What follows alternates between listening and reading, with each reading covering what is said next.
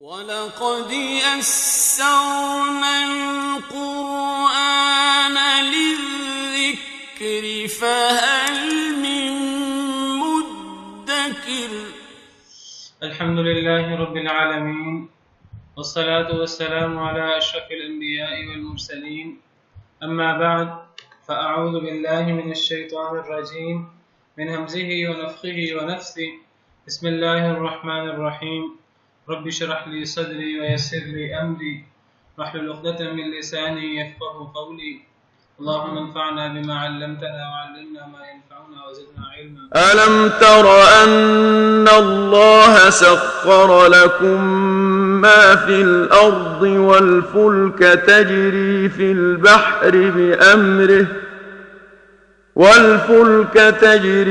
البحر بأمره ويمسك السماء أن تقع على الأرض إلا بإذنه إن الله بالناس لرؤوف رحيم. وهو الذي أحياكم ثم يميتكم ثم يحييكم إن الإنسان لكفور.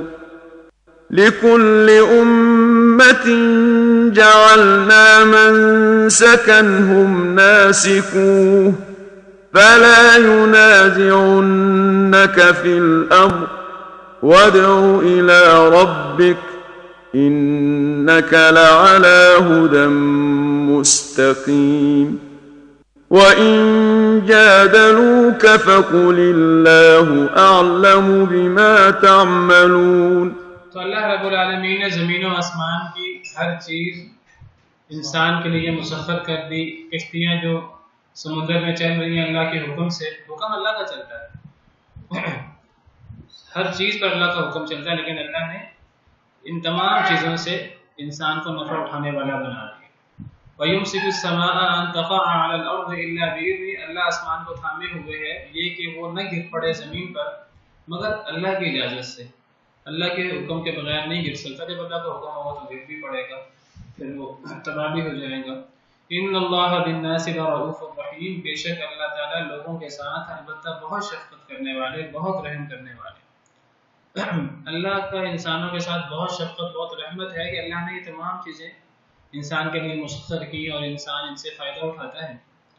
اور اللہ کی شفقت اور رحمت یہ بھی ہے کہ اللہ نے انسان پر اتنی نعمتیں کی، اور انسان سے تقاضا کیا ہے کہ انسان ان نعمتوں کا شکر ادا کرے، اللہ رب العالمین کی عبادت کرے، اللہ رب العالمین کی باتیں مانے. انسان کمی کوتاہی کرتا ہے، انسان ناشکری کرتا ہے، پھر بھی اللہ رب العالمین فوری پکڑ نہیں کرتے. یہ بھی مراد ہے کہ اللہ رب العالمین اتنی نعمتیں دینے کے باوجود جب انسان اللہ کے نافرمانی کرتا ہے اور انسان اللہ کی ناشکری کرتا ہے تو اللہ رب العالمین پھر بھی فوری پکڑ نہیں کرتے، انسان کو مہلت دیتے رہتے ہیں. تو اللہ لوگوں کے ساتھ البتہ بہت شفقت کرنے والے، بہت رحم کرنے والے. اللہ نے انسان کو ہر نعمت دی جس کو ہم شمار نہیں کر سکتے، لیکن انسان ناشکر ہے، اس کے باوجود اللہ رب العالمین ڈھیل دے دیتے ہیں، پھر مہلت دے دیتے ہیں.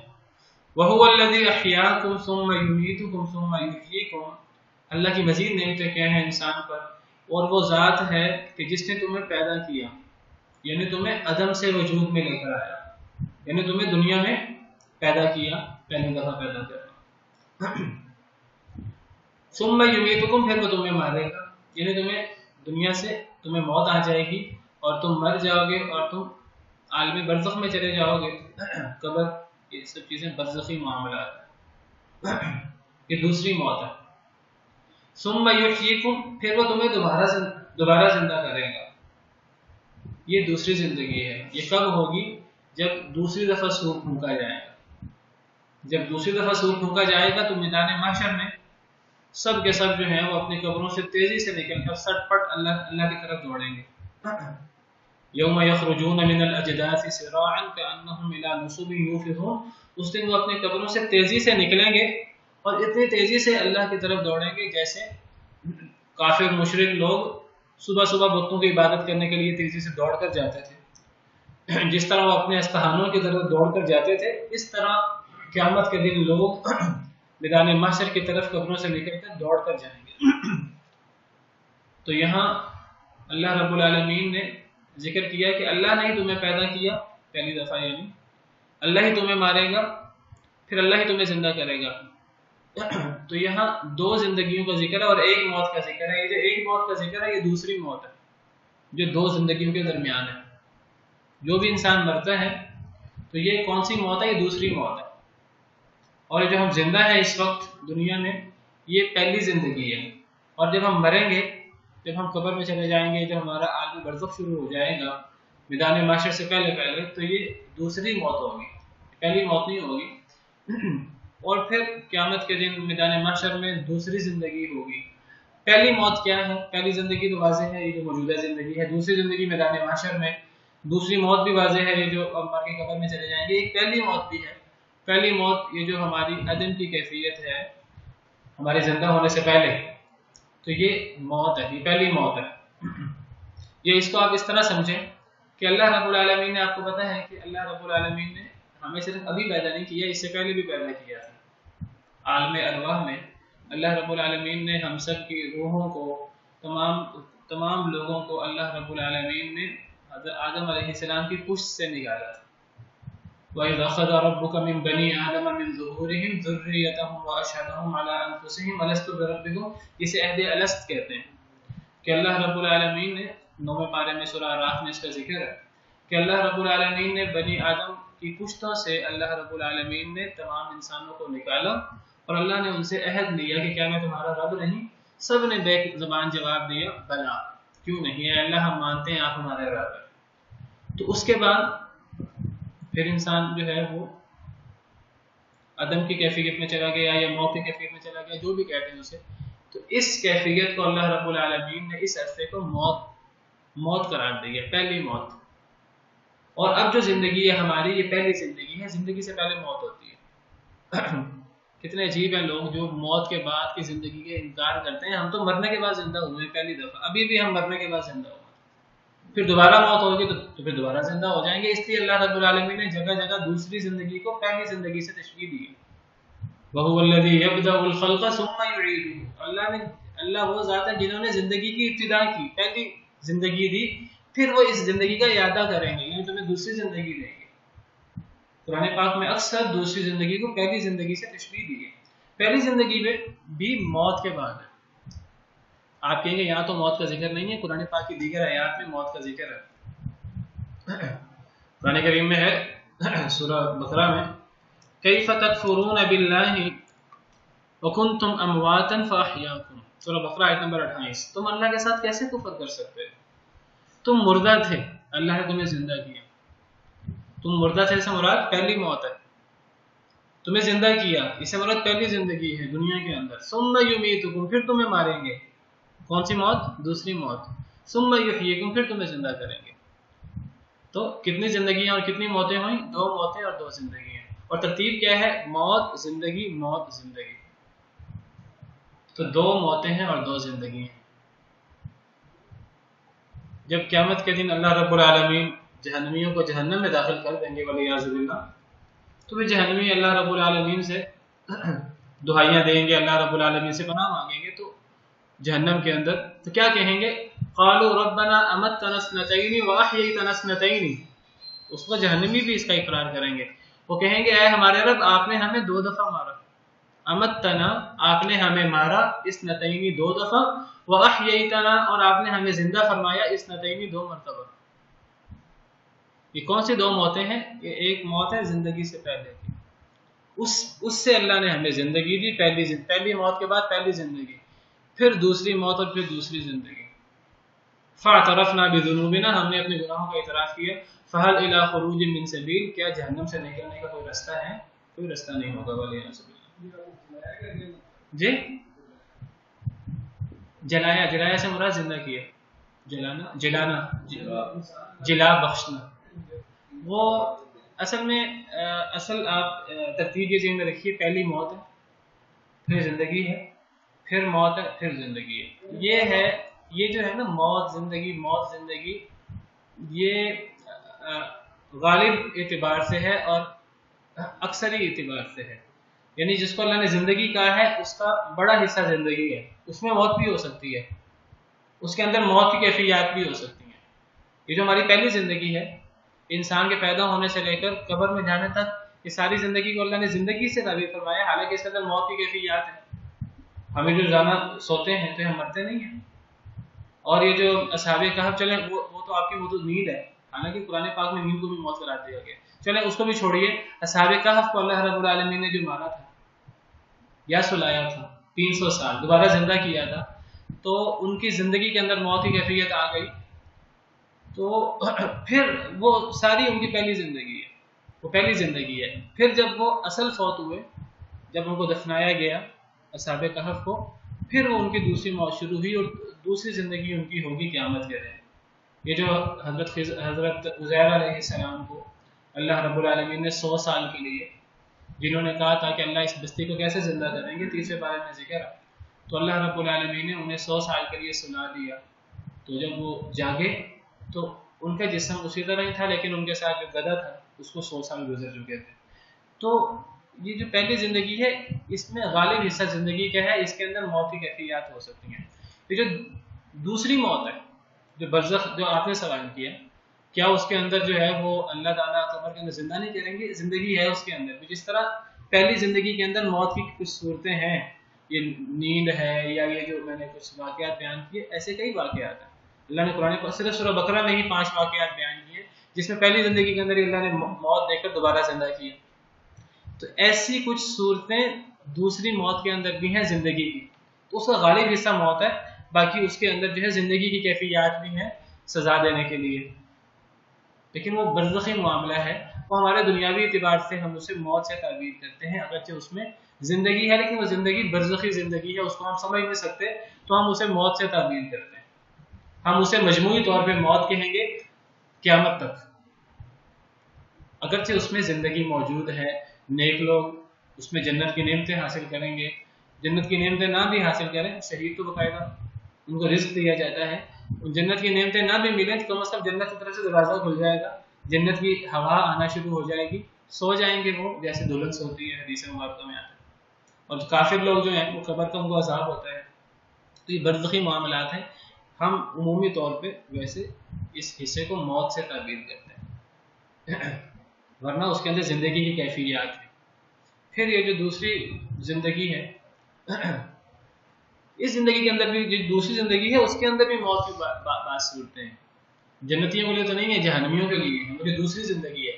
جب جہنمی جہنم میں ہوگا تو خیال ہے کہ وہ زندہ ہوگا، اس میں اللہ قرآن میں کہتے ہیں نہ زندہ ہوگا نہ مردہ ہوگا، ولیعذ باللہ، اتنی شدید تکلیف میں۔ تو یعنی یہ ایک غالب اعتبار سے اور اکثری حکم کے اعتبار سے، ورنہ اس کے اندر بعض صورتیں جو ہیں وہ زندگی اور موت کی ہوتی ہیں۔ یہ جو پہلی موت ہے آپ دیکھیے اس کے اندر بھی زندگی کی صورت ہے۔ یہ جو ہماری پہلی موت کیا ہے، ہماری عدم کی زندگی، اس کے اندر وہ جو اللہ رب العالمین نے ہمیں زندہ فرمایا، حضرت آدم علیہ السلام کی پشت سے نکالا، تو وہ بھی تو زندگی کی کیفیت ہے نا۔ تو یہ اصل میں غالب کے اعتبار سے ہے، واللہ عالم، جو میں سمجھا ہوں، ممکن ایسے کوئی اور بھی وضاحت ہو تو میں اس کو اسی طرح ہی سمجھتا ہوں کہ یہ جو دو موتیں اور دو زندگیاں ہیں یہ غالب کے اعتبار سے ہے، ورنہ اس کے اندر بعض صورتیں ایسی ہو سکتی ہیں کہ زندگی ہو اور اس کے اندر موت کی بعض صورتیں ہوں، موت ہو اس کے اندر زندگی کی بعض صورتیں ہوں، واللہ عالم۔ تو بہرحال دو موتیں ہیں اور دو زندگی ہیں اصلاً۔ تو اللہ فرماتے ہیں وَهُوَ الَّذِي أَحْيَاكُمْ، اللہ وہ ذات ہے جنہوں نے تمہیں زندہ کیا، یعنی عدم کے بعد، موت کے بعد، پہلی زندگی ہے جو پہلی موت کے بعد ہے۔ ثُمَّ يُمِيتُكُمْ، پھر تمہیں ماریں گے یعنی دوسری موت، ثُمَّ يُحْيِيكُمْ، پھر تمہیں زندہ کریں گے یعنی دوسری زندگی میدان محشر میں۔ یہ سب اللہ رب العالمین کی قدرتیں ہیں اور اللہ رب العالمین کے احسانات ہیں۔ إِنَّ الْإِنسَانَ لَكَفُورٌ، بے شک انسان البتہ ناشکرا ہے، انسان پھر بھی ناشکرا ہے، انسان پھر بھی اللہ کے ساتھ کفر کرتا ہے، اللہ رب العالمین کی اتنی قدرتوں کا مشاہدہ کرتا ہے انسان خود وجود میں نہیں آیا، انسان کو اللہ وجود میں لائے، عدم سے وجود میں لائے ہیں، موت سے وجود میں لائے ہیں، اور انسان کو اس بات کا پتہ ہے کوئی اس سے انکار نہیں کر سکتا، ایک دہریہ بھی انکار نہیں کر سکتا، مسلمان تو مسلمان، کافر بھی انکار نہیں کر سکتا، کافر کرتا بھی نہیں ہے، دہریہ جو انکار کرتا ہے رب کے وجود کا وہ بھی اس کا انکار نہیں کر سکتا، کہ میں خود بخود پیدا ہو گیا، یہ نہیں کہہ سکتا، کوئی نہ کوئی تو پیدا کرنے والا۔ تو اللہ کی یہ نعمتیں ہیں، انسان پھر بھی ناشکرا ہے کہ جو رب کی طرف نہیں لوٹتا۔ انسان کو ان سب چیزوں پر غور کر کے اللہ کی بات ماننی چاہیے، اور انسان کو جو ہے وہ اللہ کے حکم کے سامنے سر جھکانا چاہیے۔ لِكُلِّ أُمَّةٍ جَعَلْنَا مَنْسَكًا هُمْ نَاسِكُوهُ، ہر امت کے لیے، ہر قوم کے لیے جعلنا ہم نے بنایا منسکن، ایک عبادت کا طریقہ۔ پیچھے ہم نے لفظ پڑھا تھا منسکن قربانی کے معنی میں، عبادت کا طریقہ، یہاں مراد شریعت ہے۔ ہر قوم کے لیے، ہر امت کے لیے ہم نے ایک شریعت بنائی، ہم ناسکوہ، جس شریعت کو وہ اپنانے والے ہیں۔ ہر قوم کے لیے ایک شریعت ہے، جس شریعت میں کچھ موٹی موٹی تبدیلیاں ہو سکتی ہیں، اگرچہ اس شریعت کا جو اکثری اور بڑا حصہ ہے وہ ایک ہی ہے۔ ہر قوم کے لیے اللہ نے عبادت کا طریقہ بنایا ہے یا شریعت بنائی ہے۔ ہر قوم سے مراد یہاں ہر نبی کی قوم، ہر نبی کی امت ہے۔ حضرت آدم علیہ السلام سے لے کر نبی کریم صلی اللہ علیہ وسلم کی امت تک تمام امتوں کا دین ایک ہے، یہ بات یاد رکھیے، یہ بات پہلے بھی ہو چکی ہے، سورہ انبیاء کی آخر میں، آخر رکوع سے پہلے ہم نے یہ بات کی تھی، ان هذه امتکم امۃ واحدہ وانا ربکم فاعبدون۔ یہ ساری امتیں، اللہ نے تمام انبیاء کا ذکر کیا، ان کی امتوں کا ذکر کیا۔ اللہ فرماتے ہیں ساری امتیں ایک ہی امت ہے، دراصل ان سب کا دین ایک ہے۔ وانا ربکم، میں تم سب کا رب ہوں، تم سب میری عبادت کرو۔ تو تمام قوموں کا، تمام امتوں کا دین ایک ہے، اور وہ دین کیا ہے؟ دین اسلام۔ اور اس میں پہلے کئی دفعہ بات ہوئی ہے، ان الدین عند اللہ الاسلام، اللہ کے نزدیک دین اسلام ہے۔ اور دین سے مراد موٹے موٹے احکامات ہیں، وہ احکامات کبھی تبدیل نہیں ہوتے، نہ حضرت آدم علیہ السلام کے اور کسی نبی کے دین میں وہ احکامات تبدیل نہیں ہوئے۔ کبھی بھی سچ بری چیز نہیں رہا، کبھی جھوٹ اچھی چیز نہیں رہا، کبھی انصاف بری چیز نہیں رہا، کبھی بے انصافی اچھی چیز نہیں رہی، کبھی توحید بری چیز نہیں رہی، کبھی شرک اچھی چیز نہیں رہا۔ تو بنیادی احکامات دین کے ہر مذہب میں ایک ہی رہے ہیں، لیکن بعض ذیلی احکام، بعض ذیلی چیزیں وہ فرق ہوتی رہی ہیں ہر شریعت میں۔ نماز ہر شریعت میں رہی ہے، لیکن اب نماز کتنی پڑھنی ہے، نماز کتنی پڑھنی ہے یہ فرق ہو سکتا ہے۔ حضرت موسیٰ علیہ السلام نبی کریم صلی اللہ علیہ وسلم کو آسمانوں میں ملے، جب اللہ رب العالمین نے نبی کریم صلی اللہ علیہ وسلم کو معراج کے لیے بلایا تو اللہ رب العالمین نے 50 نمازیں فرض کی، اور پھر آہستہ آہستہ وہ 5 نمازوں تک آ گئیں۔ تو حضرت موسیٰ کہنے لگے کہ آپ دوبارہ اللہ کے پاس جائیے اور اس سے بھی کم کروائیے، میری قوم پر تو اس سے کم نمازیں فرض تھیں، وہ بھی نہیں پڑھ سکے۔ تو آپ نے فرمایا اب مجھے شرم آتی ہے، اور اللہ رب العالمین نے فرمایا کہ حقیقت میں 50 تھیں، اب وہ 5 ہو گئی ہیں، اللہ کے ہاں بات نہیں بدلتی، نمازیں 5 ہیں، ثواب 50 کا ملے گا، ایک نماز کا ثواب 10 کے برابر۔ تو حضرت موسیٰ علیہ السلام نے فرمایا میری امت پر اس سے بھی کم فرض تھے، لیکن وہ اس کا بھی دھیان نہیں کر سکے۔ تو نمازوں کی رکعتوں کی تعداد فرق ہو سکتی ہے، نمازوں کی تعداد فرق ہو سکتی ہے کہ دن میں کتنی نمازیں پڑھنی ہیں، لیکن نماز ہر امت پہ فرض تھی۔ حضرت موسیٰ علیہ السلام کی قوم پر بھی نماز فرض تھی، عیسیٰ کی قوم پر، اور ہر نبی کی قوم پر نماز فرض تھی۔ حضرت ابراہیم علیہ السلام آپ دیکھیے اللہ رب العالمین سے نماز کی دعا کرتے ہیں، اپنے لیے اور اپنی اولاد کے لیے، رب اجعلنی مقیم الصلاۃ ومن ذریتی، حضرت ابراہیم علیہ السلام کی دعا ہے، اے اللہ مجھے نماز قائم کرنے والا بنا دے اور میری اولاد کو بھی۔ طریقے میں فرق ہو سکتا ہے تھوڑا بہت، موٹی موٹی چیزیں ایک ہی ہیں، سجدہ ہوگا مثلا ہر نبی کی نماز میں، رکوع ہوگا، موٹی موٹی چیزیں ایک ہیں، دین کی بنیادی چیزیں، ذیلی چیزوں میں فرق ہو سکتا ہے۔ یہ جو ذیلی فرق ہے اس کو شریعت کہتے ہیں، اور جو موٹی چیزیں ہیں اس کو دین کہتے ہیں۔ اب تمام نبیوں کا دین ایک تھا، دین اسلام، لیکن ہر نبی کی شریعت مختلف تھی۔ یہ مطلب ہے لِكُلِّ أُمَّةٍ جَعَلْنَا مَنْسَكًا هُمْ نَاسِكُوهُ، ہر امت کے لیے ہم نے ایک شریعت بنائی جس کو وہ اپناتے تھے۔ شریعت ہر نبی کی فرق ہو سکتی ہے۔ نبی کریم صلی اللہ علیہ وسلم کا فرمان ہے، آپ نے فرمایا کہ ان پر غضب کیوں ہوا؟ ان پر غضب اس لیے نہیں ہوا کہ وہ تورات کو مانتے تھے، ان پر غضب اس لیے ہوا، تورات بھی اسلام تھا اور اللہ کا دین تھا، ان پر غضب اس لیے ہوا کہ انہوں نے تورات کے احکامات نہیں مانے۔ یہ نہیں کہ انہوں نے مانے، انہوں نے تو حضرت موسیٰ کے احکامات نہیں مانے۔ اگر حضرت موسیٰ کے احکامات مان لیتے تو وہ جنتی ہیں، وہ انہوں نے حضرت موسیٰ کے احکامات بھی نہیں مانے۔ حضرت موسیٰ کے دور میں حضرت موسیٰ کا دین دین اسلام تھا، حضرت عیسیٰ کے دور میں حضرت موسیٰ کا دین جو ہے وہ دین اسلام تھا. حضرت موسیٰ کے دین میں تھی نماز. حضرت موسیٰ کا حکم ہے وَأَقِمِ الصَّلَاةَ لِذِكْرِي. سورۃ طٰہٰ میں اللہ حضرت موسیٰ کو مخاطب کر رہے ہیں. حضرت موسیٰ کو جو پہلی وحی ہوئی تھی جو اللہ رب العالمین نے کلام کیا تھا درخت سے، تو اس پہلی وحی کا ذکر ہے سورۃ طٰہٰ میں. اس میں ذکر ہے وَأَقِمِ الصَّلَاةَ لِذِكْرِي، اے موسیٰ میری یاد کے لیے نماز قائم کرو. اور حضرت موسیٰ علیہ السلام اور ان کے جو ماننے والے تھے وہ نماز قائم کرتے تھے. حضرت عیسیٰ علیہ السلام بھی نماز قائم کرتے تھے. تو وہ نہیں کرتے. وہ تو وہی تو میں کہہ رہا ہوں، اس لیے تو ان پہ غضب ہوا. ان پہ غضب اس لیے نہیں ہوا کہ انہوں نے ہمارے نبی کا حکم نہیں مانا. جو ہمارے نبی کے دور میں یہودی عیسائی تھے ان پر اس لیے غضب کہ انہوں نے ہمارے نبی کا حکم نہیں مانا. جو ہمارے نبی سے پہلے جو یہودی عیسائی آ چکے تھے ان پر اللہ کا غضب کیوں؟ نافرمانوں پر، کیونکہ انہوں نے اپنے نبی کی بات نہیں مانی. جنہوں نے اپنے نبی کی بات مان لی وہ تو دین اسلام تھے، وہ تو مسلمان تھے. یہی تو بات ہو چکی ہے کہ حواریوں نے حضرت عیسیٰ سے کہا، حضرت عیسیٰ نے کہا میرا کون مددگار ہے؟ حواریوں نے کہا ہم مددگار ہیں. تو حواریوں نے کہا کہ عیسیٰ پھر آپ گواہ ہو جائیں کہ ہم مسلمان ہیں. تو حواری مسلمان تھے جو حضرت عیسیٰ کے دین پر عمل کرنے والے تھے. تو حدیث مبارکہ میں ہے نبی کریم صلی اللہ علیہ وسلم نے فرمایا الانبیاء اخوۃ من علات امہاتہم شتیٰ، کہ انبیاء سارے کے سارے اللاتی بھائی ہیں. میں نے اس کی بھی وضاحت پہلے کی ہوئی ہے اس حدیث مبارکہ کی کہ اللاتی بھائی کسے کہتے ہیں؟ جن کا باپ ایک ہو مائیں مختلف ہوں. نسب کے اندر اصل اہمیت کس کی ہوتی ہے؟ باپ کی. اور ماں کی حیثیت نسب کے اندر سیکنڈری ہے، ثانوی ہے. تو انبیاء اللاتی بھائیوں کی طرح ہے. باپ ان کا ایک ہے، مائیں مختلف ہیں. کیا مطلب ہے؟ حدیث میں ہی وضاحت ہے دینہم واحد، ان کا دین ایک ہے. جس طرح باپ ایک ہوتا ہے اللاتی بھائیوں کا، تو یہاں باپ ہے نسب میں اصل، تو دین میں وہ چیزیں آتی ہیں جو بنیاد کی حیثیت رکھتی ہیں. تو وہ تمام نبیوں کے دین میں ایک تھی، لیکن وہ جو ذیلی چیزیں ہیں ان کو کہتے ہیں شریعت. شرعی احکامات، ذیلی احکامات، تو وہ مختلف تھے. تو یہاں اسی کی طرف اشارہ ہے، یہاں شریعت کی طرف اشارہ ہے. اسی لیے اللہ رب العالمین نے قرآن پاک میں ایک اور جگہ فرمایا لِكُلٍّ جَعَلْنَا مِنْكُمْ شِرْعَةً وَمِنْهَاجًا، تم میں سے ہر ایک کے لیے ہم نے الگ الگ شریعت بنائی ہے اور منہاج بنایا ہے. منہاج کا مطلب دین پر عمل کرنے کا طریقہ کار. تو ہر ایک کی شریعت الگ ہے، دین ایک ہے. تو ہر امت کے لیے ہم نے عبادت کا ایک طریقہ یا شریعت، آپ اس کا معنی کریں. عبادت کے طریقے فرق ہو سکتے ہیں، عبادت کی بنیادی معاملات ایک ہی ہیں. نماز، روزہ، زکوٰۃ، حج، یہ ایک ہی تھا. اس کے موٹے موٹے احکامات ایک ہی تھے.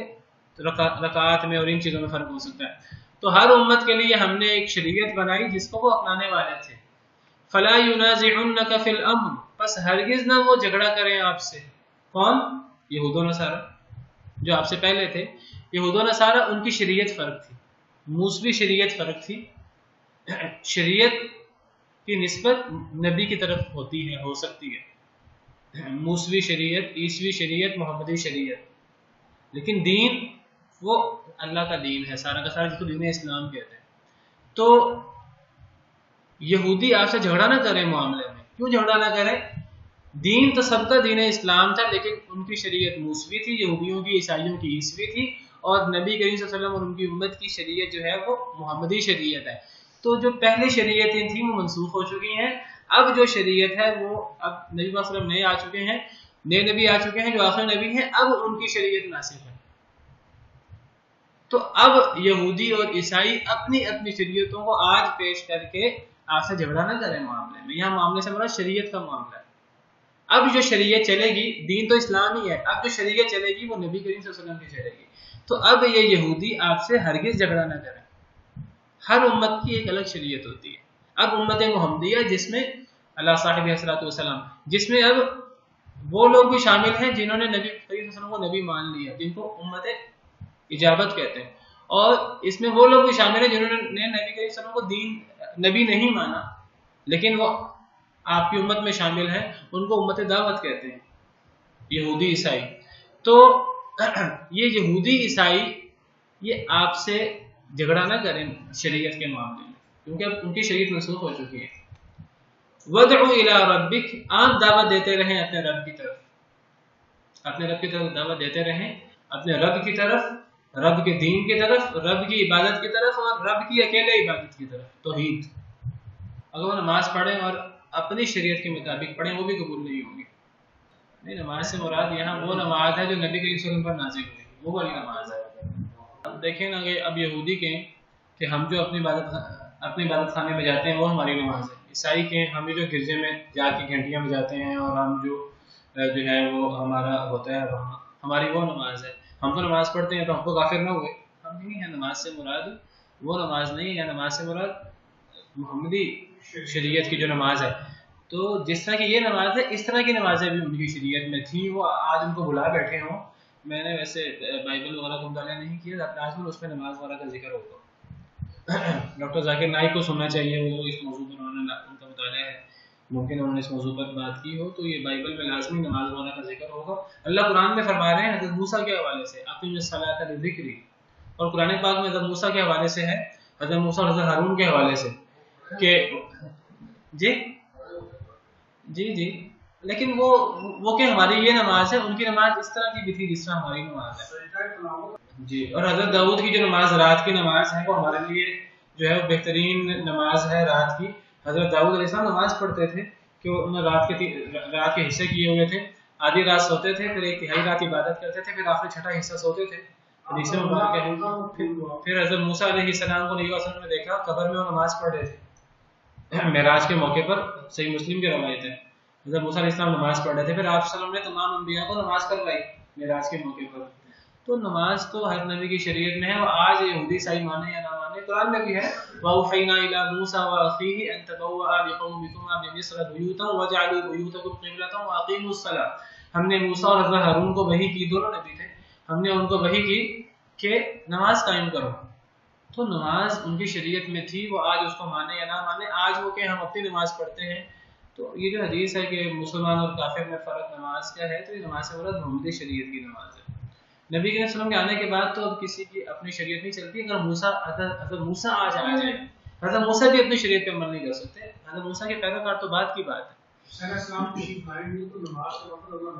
حضرت عیسیٰ محمدی شریعت کے مطابق عمل کریں گے، اور حضرت عیسیٰ اپنی شریعت پہ عمل نہیں کریں گے جب تشریف لائیں گے. تو اور حضرت موسیٰ کے بارے میں ہے کہ حضرت موسیٰ اگر آج زندہ ہو تو وہ بھی میری اتباع کیے بغیر، میری شریعت پہ عمل کیے بغیر جنت میں نہیں جا سکتے.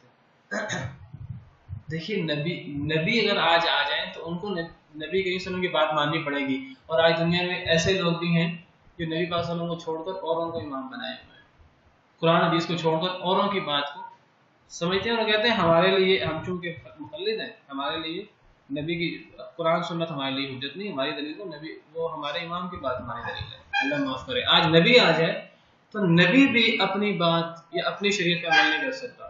نبی بھی نبی پاک صلی اللہ علیہ وسلم کی اطاعت کریں گے تو جنت میں جا سکتے ہیں. تو امتی کے لیے تو نبی کے بغیر چارہ ہی نہیں ہے، نبی کی اطاعت کے بغیر. آج ہم قرآن سنت کو چھوڑ دیتے ہیں، ہم کہتے ہیں ہماری دلیل ہے ہی فلاں امام کی بات. اللہ معاف کرے. تو اللہ فرماتے ہیں لِكُلِّ أُمَّةٍ جَعَلْنَا مَنْسَكًا هُمْ نَاسِكُونَ. ہر امت کے لیے ہم نے ایک شریعت بنائی ہے جس پر وہ عمل کرنے والے ہیں. فَلَا يُنَازِعُنَّكَ فِي الْأَمْرِ. پس ہرگز نہ وہ جھگڑا کریں آپ سے، یعنی یہود و نصارہ، فی الامر معاملے میں، یعنی شریعت کے معاملے میں. اب آپ کی شریعت چلے گی. وَادْعُ إِلَىٰ رَبِّكَ. آپ لوگوں کو اپنے رب کی طرف بلاتے رہیے، دعوت دیتے رہیں. إِنَّكَ لَعَلَىٰ هُدًى مُسْتَقِيمٍ. یقیناً آپ سیدھی ہدایت پر ہیں، آپ سیدھے راستے پر ہیں. اب آپ کی شریعت اب حق شریعت ہے، آپ کو اس میں کوئی شک نہیں ہونا چاہیے.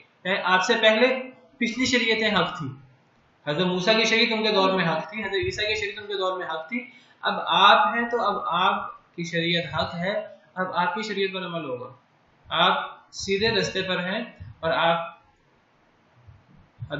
سیدھی ہدایت پر ہیں. سورہ یاسین میں قسم کھا کر فرمایا یاسین والقرآن الحکیم انک لمن المرسلین علی صراط مستقیم. قرآن حکیم کی قسم کہ بے شک آپ رسولوں میں سے ہیں، علی صراط مستقیم، آپ سیدھے راستے پر. اب نبی پاک صلی اللہ علیہ وسلم کا راستہ قیامت تک کے لیے اب وہ راستہ ہو گیا. اب اسی پر عمل کر کے جنت میں جایا جا سکتا ہے. اب اور کسی بات پر عمل کر کے جنت میں نہیں جایا جا سکتا. نہ انسان اپنی مرضی پر عمل کر سکتا ہے، نہ انسان پرانی کسی شریعت پر عمل کر سکتا ہے. پرانی شریعت میں محفوظ بھی نہیں ہے. اگر محفوظ ہو بھی جائے، اگر وہ ہمیں مل بھی جائے کہیں سے، آج اس پہ عمل کر کے انسان جنت میں نہیں جا سکتا. اگر حضرت موسیٰ آ جائیں، حضرت موسیٰ بھی آج اپنی شریعت پہ عمل کر کے جنت میں نہیں جا سکتے. وَإِن جَادَلُوكَ. اور اگر وہ جھگڑا کریں آپ سے پھر بھی نہ مانیں، یہود و نصارہ، فقل اللہ اعلم بما تعملون، تو کہہ دیجئے اللہ زیادہ جانتا ہے اسے جو تم عمل کرتے ہیں۔ اللہ یحکم بینکم یوم القیامہ، اللہ فیصلہ فرمائیں گے تمہارے درمیان قیامت کے دن، فیما کنتم فیہ تختلفون، جس میں تم اختلاف کیا کرتے تھے، جس میں تم اختلاف کرتے تھے دنیا میں اختلاف حل کروا لو، نہیں کرو گے تو اللہ پھر قیامت کے دن فیصلہ فرمائیں گے۔ اگر دنیا میں جھگڑا کریں آپ سے، دیکھیں دنیا میں مسلمانوں کا کام یہ ہے، نبی پاک صلی اللہ علیہ وسلم کا اور ان کے ورثاء کا کام یہ ہے کہ دعوت دیں۔ پچھلی آیت میں پڑھا وَادْعُ إِلَىٰ رَبِّكَ، اپنے رب کی طرف دعوت دیں۔ اب نبی کا کام اور نبی کے جو پیروکار ہیں ان کا کام ہے کہ وہ دعوت دیتے رہے۔ قُلْ هَٰذِهِ سَبِيلِي أَدْعُو إِلَى اللَّهِ عَلَىٰ بَصِيرَةٍ أَنَا وَمَنِ اتَّبَعَنِي، کہہ دیجیے یہ میرا رستہ ہے، میں لوگوں کو اللہ کی طرف بلاتا ہوں بصیرت کے ساتھ، یہ کام میں بھی کرتا ہوں اور میرے پیروکار بھی یہ کام کریں گے۔ تو نبی پاک صلی اللہ علیہ وسلم کو حکم تھا دعوت دیں۔ دعوت اس شخص کے لیے ہوتی ہے جو دعوت پر غور کرے، جو دلائل اگر دیے جائیں تو وہ دماغ میں دلائل پیش کرے، سمجھنے کی کوشش کرے، اس کے لیے دعوت ہے۔ لیکن اگر ایک بندہ سمجھنے کی کوشش نہ کرے، جھگڑا شروع کر دے، بحث و بحث شروع کر دے، مناظرہ شروع کر دے، نہ مانے کوئی بات، تو پھر اسلام جو ہے وہ زبردستی تھوپنے کی بات نہیں کرتا۔ اسلام کہتا ہے اگر وہ جھگڑا شروع کر دیں جواب میں تو پھر آپ بحث ختم کر دیں، اب پھر اس وقت دلائل دینے کی ضرورت نہیں ہے۔ اس کا مطلب یہ بھی نہیں ہے کہ انسان دلائل پیش ہی نہ کرے، انسان دعوت پیش ہی نہ کرے۔ انسان کو دعوت پیش کرنی چاہیے موقع بہ موقع، جب موقع ملے دعوت پیش کرنی چاہیے، لیکن آگے سے جھگڑا شروع ہو جائے، آگے سے جو ہے وہ زیادتی شروع ہو جائے تو پھر انسان کہے کہ ٹھیک ہے جی اللہ کو چھوڑ دیں، اگر تم نہیں مانتے اللہ زیادہ جانتا ہے جو تم عمل کرتے۔ قیامت کے دن فیصلہ ہوگا، پھر کہنا چاہیے کہ میں اپنے دین پر ہوں، تم اپنے دین پر ہو، لنا اعمالنا ولکم اعمالکم، ہمارے لیے ہمارے اعمال، تمہارے لیے تمہارے اعمال، لکم دینکم ولی دین، تمہارے لیے تمہارا دین، میرے لیے میرا دین۔ یہ بات کب کی جاتی ہے؟ یہ بات بحث کے شروع میں نہیں کی جاتی، یہ جب دلائل پیش کرنے ہوتے ہیں تب یہ بات نہیں کی جاتی۔ جب دلائل پیش کیے جائیں، آگے سے وہ دلائل سنے جائیں، اس پر جو ہے وہ اپنے ریمارکس دے، اگلا بندہ اپنے دلائل پیش کرے تو یہ جو ہے اس کا توڑ کرے۔ جب تک بات دلائل سے چل رہی ہے تب تک تو دلائل سے بات کرنی چاہیے، لیکن جب جہالت شروع ہو جائے، جب جواب میں غصہ شروع ہو جائے، جب جواب میں تشدد شروع ہو جائے، جس طرح بھی آگے آئے گا اگلی آیات میں کہ کافر لوگ جو ہیں وہ اکثر نرمی کے ساتھ بحث نہیں کرتے، وہ جواب میں جھگڑا شروع کر دیتے ہیں۔ اس صورت میں پھر حال یہ بتایا وَإِن جَادَلُوكَ، اگر وہ بات نہ سنیں دلائل کے ساتھ، اگر جھگڑا شروع کر دیں تو پھر اب بحث ختم کر دیں، پھر کہیں اللہ زیادہ جانتا ہے جو تم عمل کرتے ہو۔ اگر تم دنیا میں اللہ کا فیصلہ نہیں مانتے، دلائل کی بات نہیں مانتے، تو پھر قیامت کے دن اللہ تمہارے درمیان فیصلہ فرمائیں گے جس میں تم اختلاف کیا کرتے تھے۔ آج کے لیے پھر اتنا ہی کافی ہے، وقت ختم ہو گیا، باقی انشاءاللہ سبحانك اللهم ربنا وبحمدك أشهد أن لا إله إلا أنت أستغفرك بالقرآن اهتديت في رحمه تحلو الحياة شوقا